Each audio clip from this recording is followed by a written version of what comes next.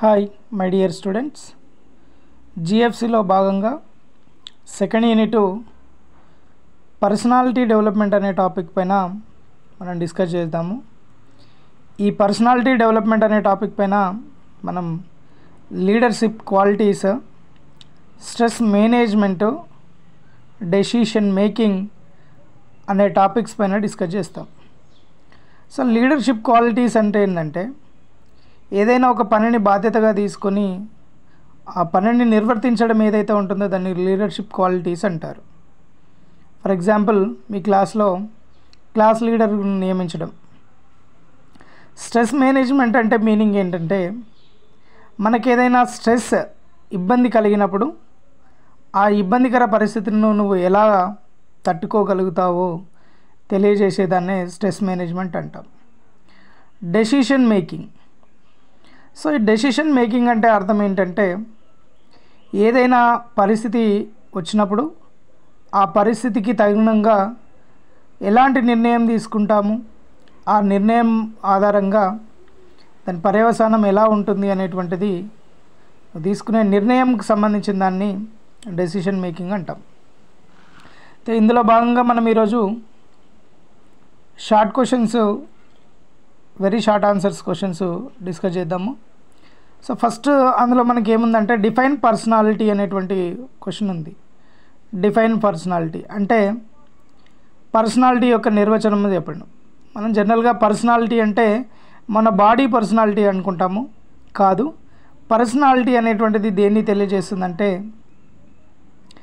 క్యారెక్టర్ను తెలియజేస్తుంది. ఇది సో మన క్యారెక్టర్ను తెలియజేయడానికి యూజ్ అయ్యేటువంటి వర్డే పర్సనాలిటీ అంటాం.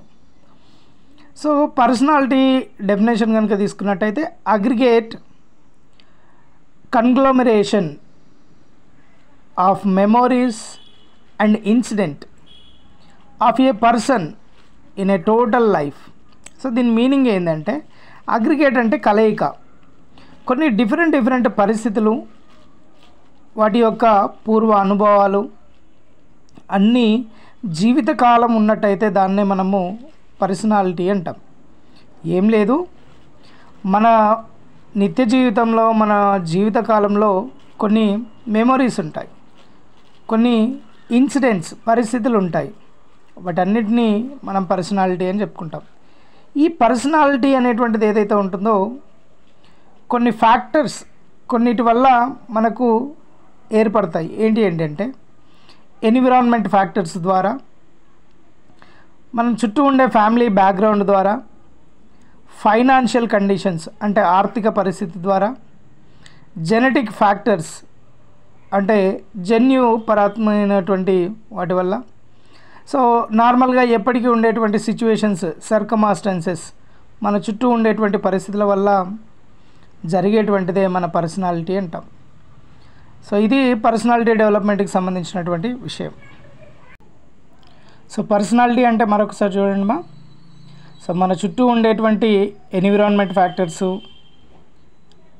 ఫ్యామిలీ బ్యాక్గ్రౌండు, ఫైనాన్షియల్ కండిషన్స్ అంటే ఆర్థిక పరిస్థితి, డబ్బున్న వాళ్ళకు కొంచెం బాగా ఉండడం, డబ్బు లేకపోతే మన పరిస్థితి కొంచెం బాగుండకపోవడం, జెనెటిక్స్ అంటే తల్లిదండ్రుల జన్యు లక్షణాలు అనేటువంటిది ఎఫెక్ట్ చేయడం.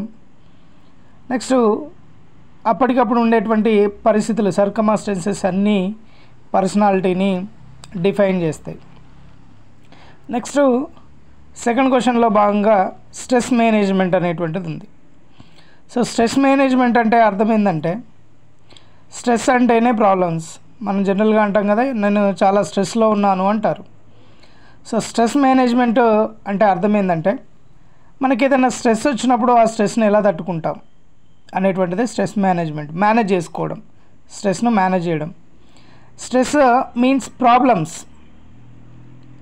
డిఫికల్టీ అంటే మనకు పరిస్థితి అనేటువంటిది కొంచెం డిఫికల్ట్గా ఉండడం. నెక్స్ట్ హెల్త్ ఇష్యూస్, కొన్నిసార్లు హెల్త్ ఇష్యూస్ అనేటువంటివి కూడా ఉంటాయి. ఫిజికల్ స్ట్రెస్ అంటే మన బాడీలో ఇబ్బంది కలగడం, అంటే శరీరంలో ఇబ్బంది కలగడం. మెంటల్ స్ట్రెస్, మన మైండ్లో స్ట్రెస్ కలగడం.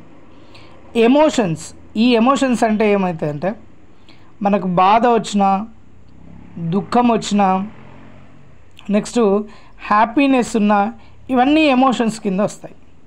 అయితే ఈ స్ట్రెస్ మేనేజ్మెంట్ అనేటువంటిది ఒక్కొక్కసారి మనకు క్రానిక్ స్ట్రెస్గా ఉంటుంది.